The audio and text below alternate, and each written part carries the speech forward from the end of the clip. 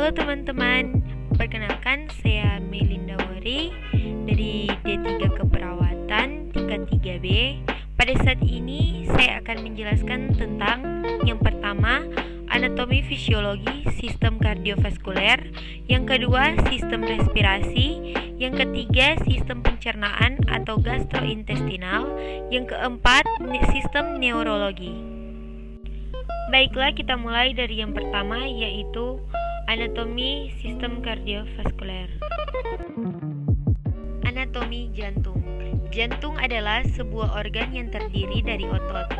Ukurannya lebih kurang sebesar genggaman tangan kanan dan beratnya kira-kira 250-300 gram. Jantung terletak di rongga toraks atau dada, sekitar garis tengah sternum atau tulang dada di sebelah anterior, dan vertebra atau tulang punggung di sebelah posterior. Bentuk jantung menyerupai jantung pisang. Bagian atasnya tumpul pangkal jantung, disebut juga basis cordis.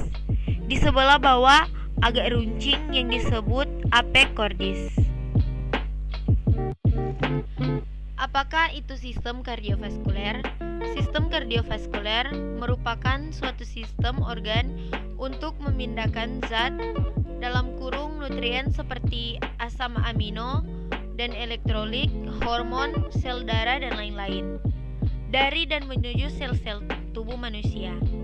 Sistem ini juga menolong stabilisasi suhu dan pH tubuh atau bagian dari homeostasis dan keseimbangan.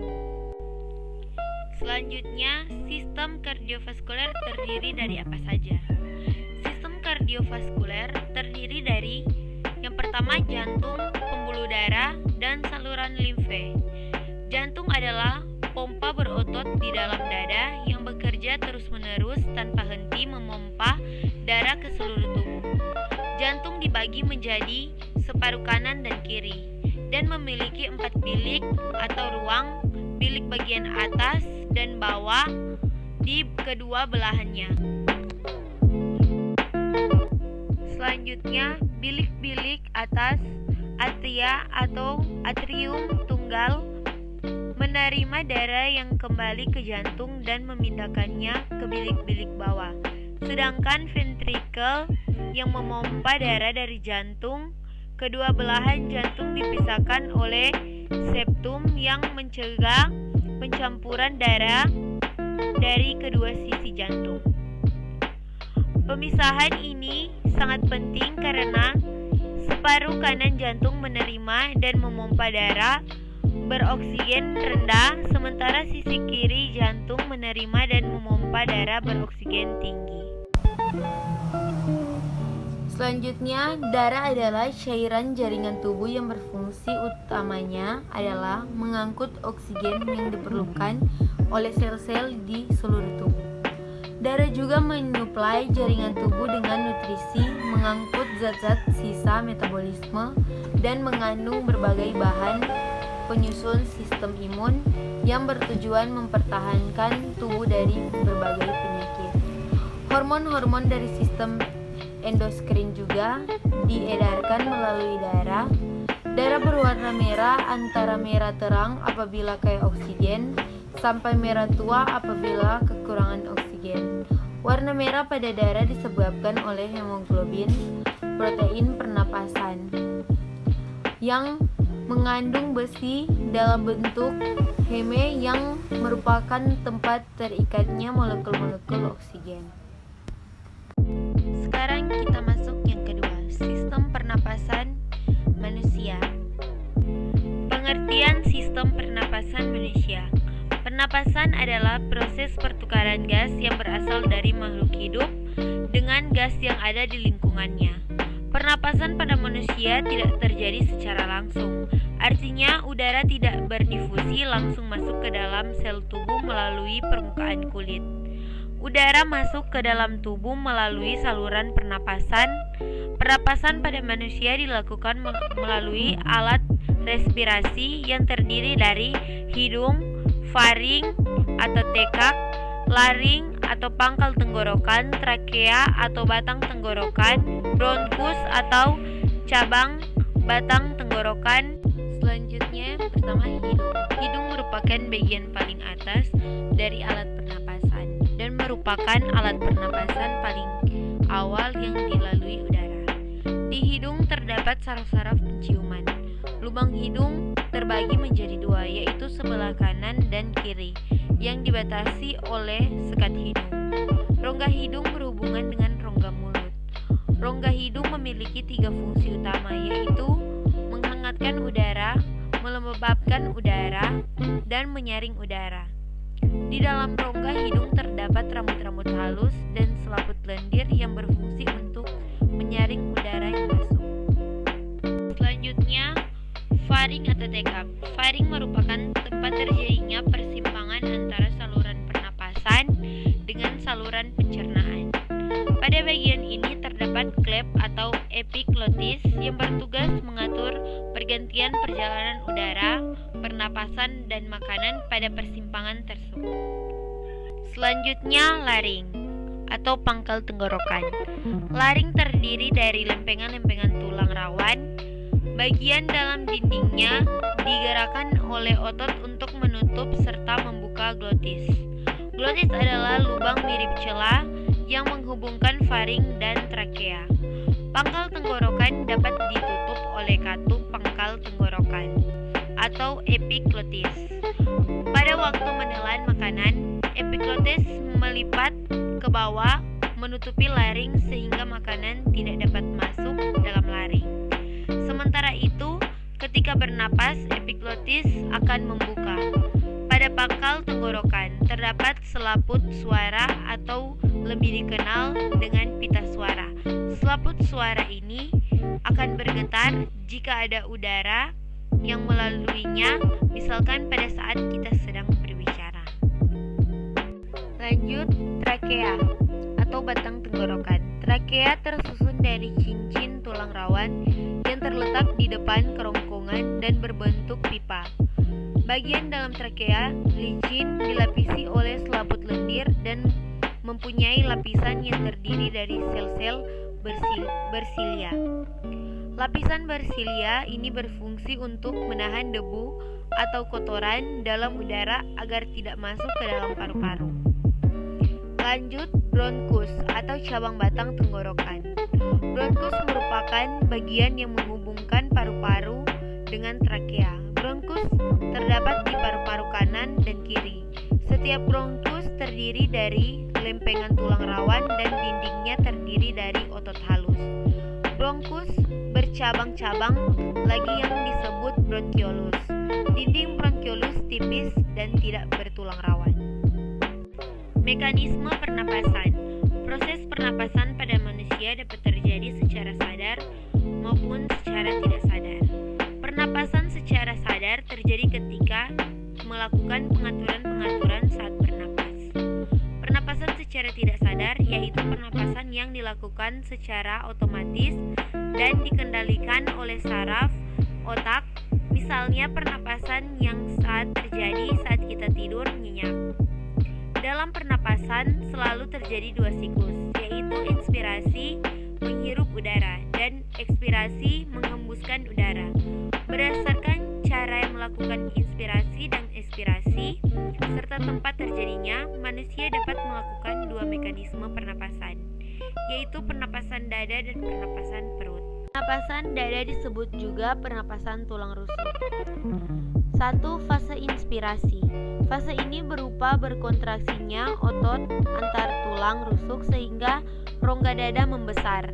Akibatnya tekanan dalam rongga dada menjadi lebih kecil daripada tekanan di luar, sehingga udara yang kaya oksigen masuk. 2. Fase ekspirasi.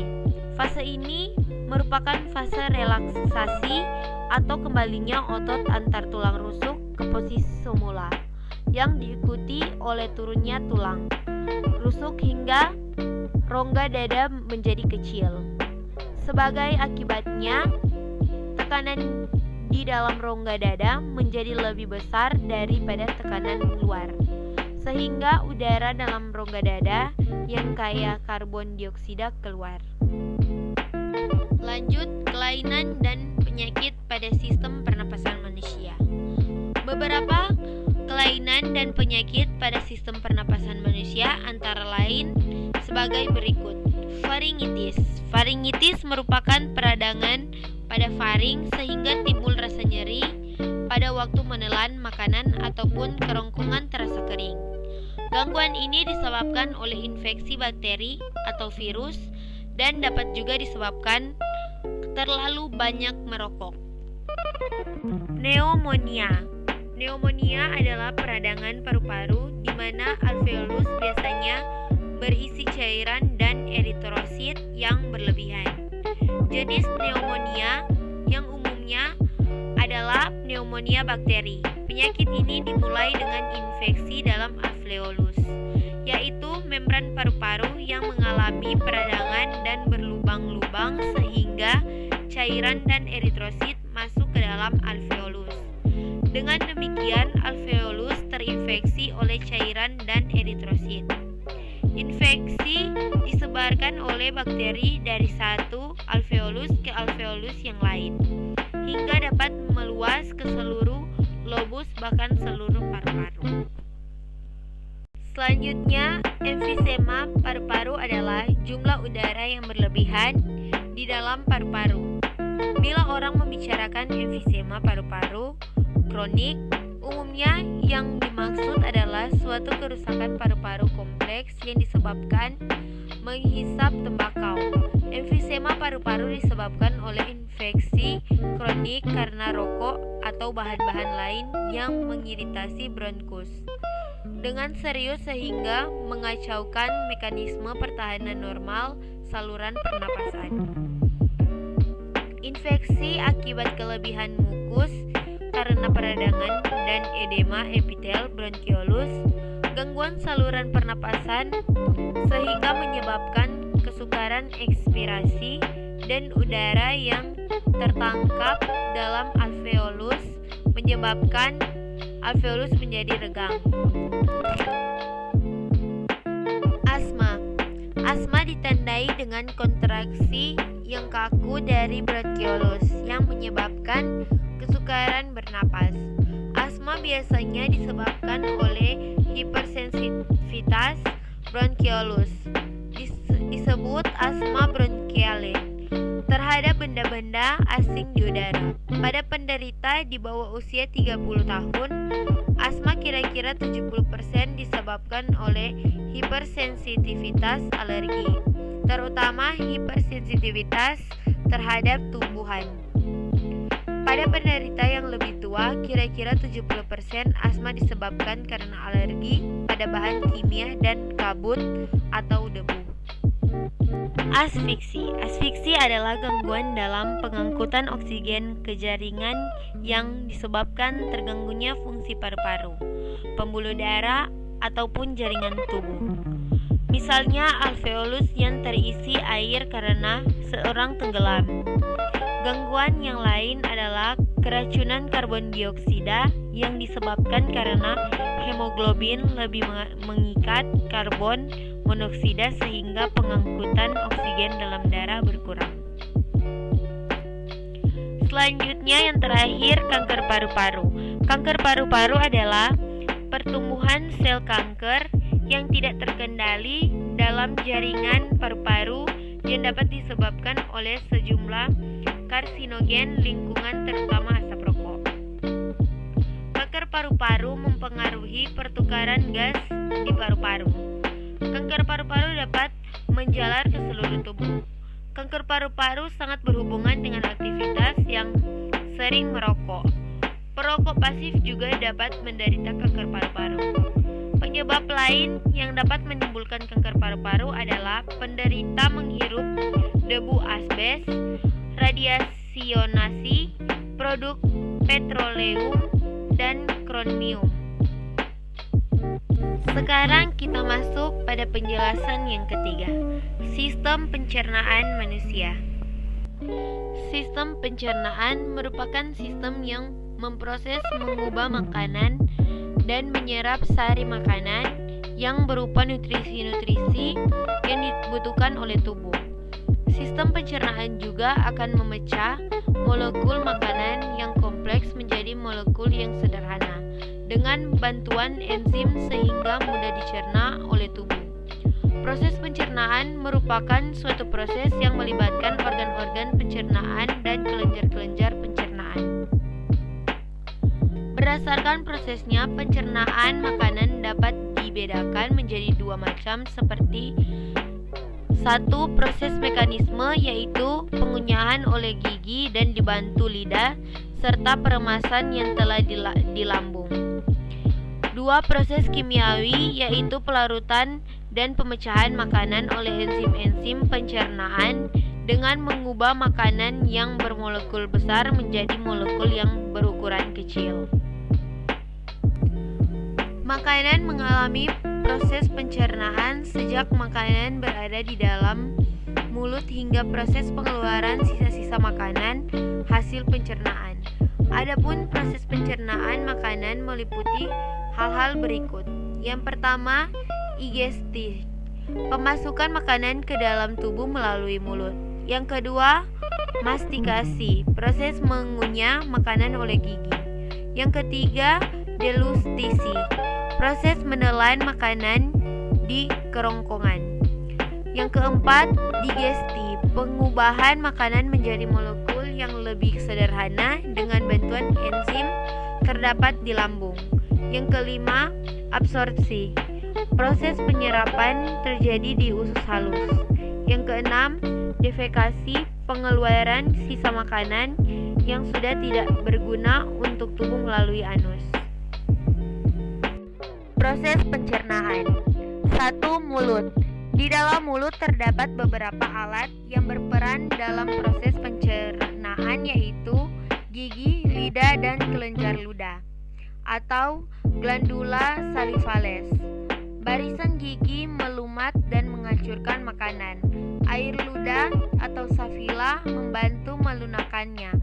Enzim safila mulai membantu menguraikan karbohidrat atau pati. Lidah membantu membolak-balikan makanan dan membantu menelan. Struktur luar gigi terdiri atas bagian-bagian berikut.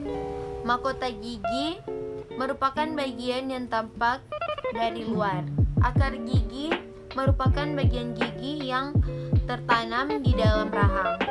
Leher gigi merupakan bagian yang terlindung oleh gusi. Adapun penampang gigi dapat diperlihatkan bagian-bagiannya sebagai berikut. Email atau glasur atau enamel merupakan bagian terluar gigi. Email merupakan struktur terkeras dari tubuh. Tulang gigi atau dentin berada di sebelah dalam email. Susunan gigi atau pulpa merupakan bagian yang paling dalam. Di pulpa terdapat kapiler, arteri, vena, dan saraf. Semen merupakan pelapisan bagian dentin yang masuk ke rahang. Kerongkongan. Kerongkongan berfungsi menghantar bahan makanan yang dimakan dari faring ke lambung dengan gerakan peristaltik esofagus. Seperti pada gambar-gambar berikut.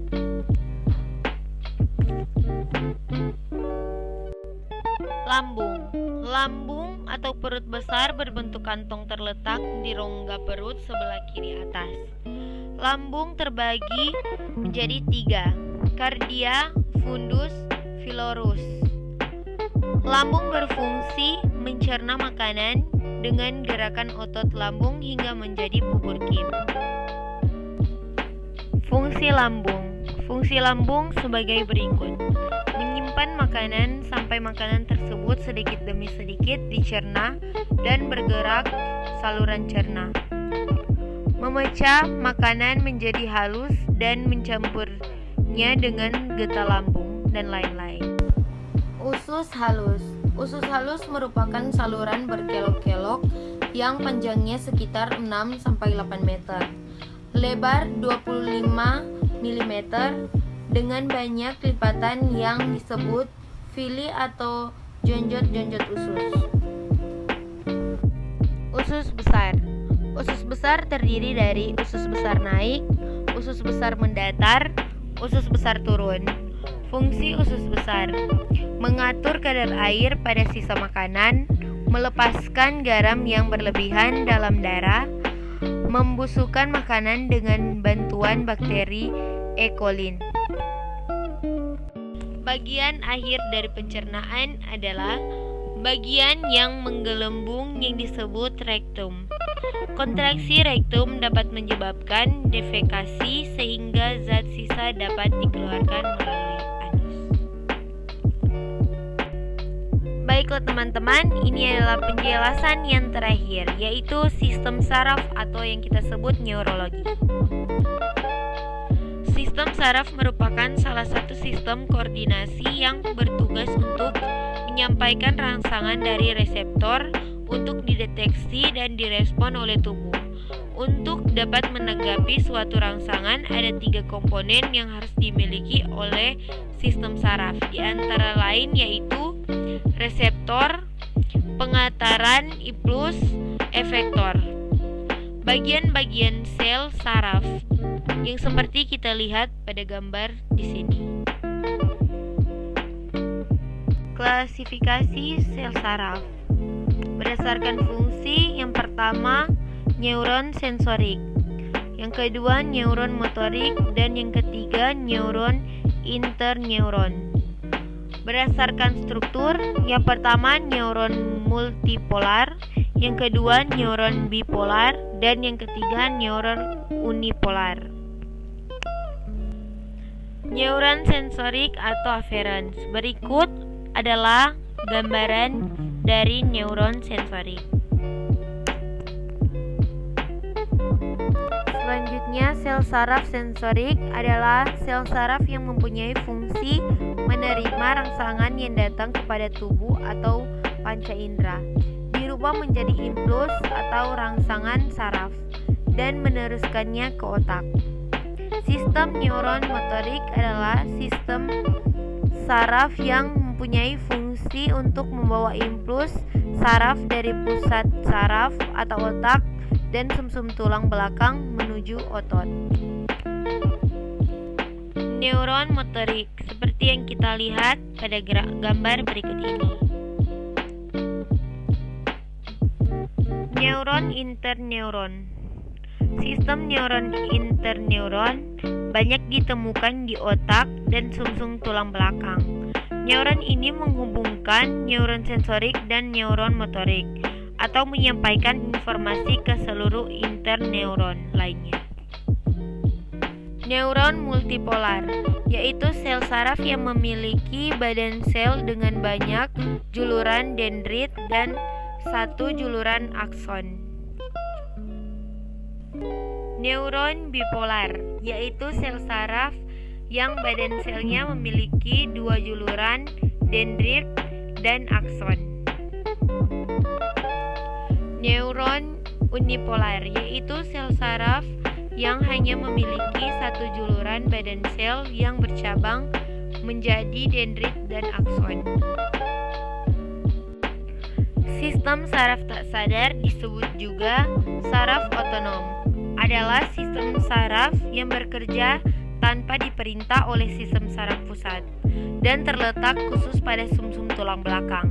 Berdasarkan sifat kerjanya, sistem saraf otonom dibedakan menjadi 2, yaitu saraf simpatik dan saraf parasimpatik. Yang terakhir, impuls saraf. Polaris adalah keadaan di mana saraf sedang istirahat atau keadaan di mana saraf tidak sedang menjalankan rangsangan. Pada keadaan ini, muatan yang lebih negatif berada di sisi dalam membran, sedangkan muatan yang lebih positif berada di sisi luar membran. Depolaris adalah keadaan di mana saraf sedang menjalankan rangsangan. Pada keadaan ini, muatan yang lebih negatif berada di sisi luar membran, sedangkan muatan yang lebih positif berada di sisi dalam membran. Repolarisasi disebut juga sebagai periode penyembuhan setelah saraf mengalami depolarisasi. Repolarisasi merupakan tahap yang paling penting bagi sel. Di antara depolarisasi dan depolarisasi terdapat suatu periode yang disebut sebagai periode refrakter, yaitu periode waktu tertentu saat sel saraf tidak dapat menanggapi rangsangan yang diberikan untuk kedua kalinya. Demikian video penjelasan dari saya, semoga bermanfaat.